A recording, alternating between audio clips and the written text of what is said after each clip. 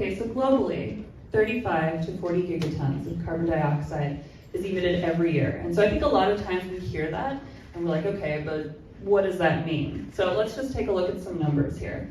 So first off, 1 gigaton is 1 billion tons, okay? And 1 ton equals 2,200 pounds. That means that 1 gigaton equals 2.2 trillion pounds, which then means 40 gigatons is 88 trillion pounds.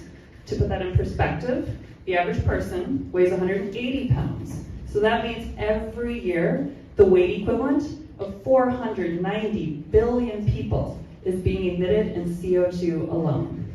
Now, those emissions, 50% of them are staying in the atmosphere on average, and about 50% is absorbed by land and bodies of water. So right now, about 3,300 gigatons of carbon dioxide is accumulated in the atmosphere. About 12,500 is in the soil and forests, and actually 38,000 gigatons of carbon is stored in the oceans.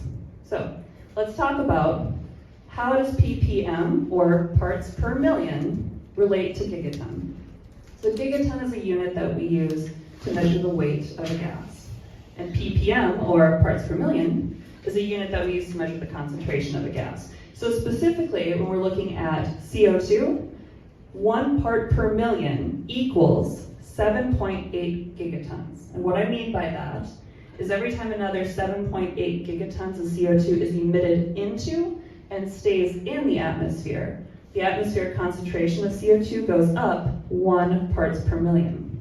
So now that we know that, let's look at some historic trends here. So this is a picture of the last 800,000 years. And you can see that it stayed under 300 parts per million as far as carbon dioxide goes. And over here, we've got this spike on the right. And this represents the last 100 years. And so I'm going to zoom in even further to give you a better look. But here again, you can see that it stayed under, let me get back here. There we go.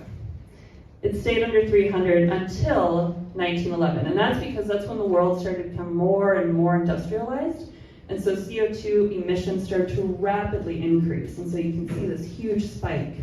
But let's zoom in even further. We're going to look at the last 5 years of data here.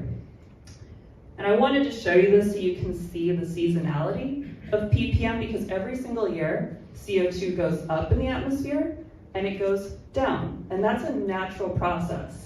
But what's happening is every single June through October, it's going down, and that's because in the northern hemisphere, this is when plants are blooming and they're growing, and so they're absorbing CO2 out of the atmosphere.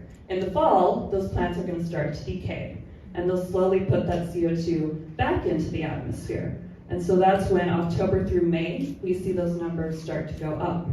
But what's happening here is there's multiple things impacting it, but one of them is human activity.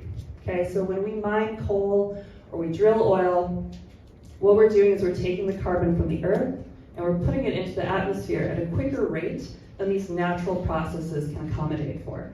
And so each year, you can see it goes up bit by bit by bit. So let's talk about milestones that are important. So last year, we're at 424.9 ppm. That was the high. This year in March, we already hit 427.9. That's 3 ppm difference. Now why that's important? Experts say that we should not surpass 450 ppm, because if we do, we're going to risk surpassing that 1.5 degrees Celsius goal that was set in the Paris Agreement. Now you might hear 3 ppm and think, 3 is not a big number. But in the world of ppm, that's critical.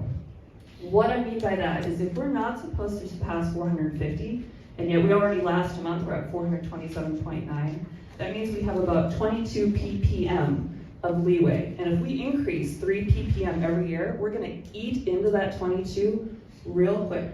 And 450 is going to be right around the corner. And so experts want us to get down to 350 ppm.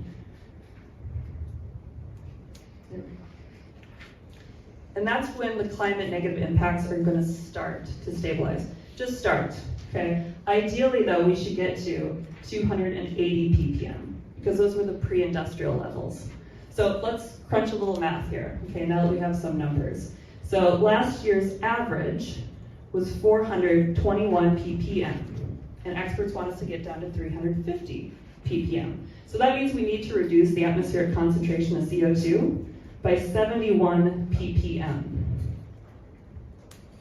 Okay, now we know that 1 ppm in carbon dioxide equals 7.8 gigatons. So that means if we need to reduce by 71 ppm, we need to remove 554 gigatons of CO2 out of the atmosphere to get down to 350 ppm.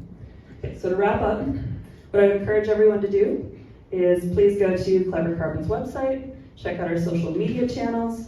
Every month and year we are tracking ppm trends. If there's one thing I want you to take away from all this information, it's that ppm is a key metric for monitoring climate change, and it shows us that we need to reduce and remove carbon dioxide from the atmosphere as much as we can, as quickly as we can. Thank you.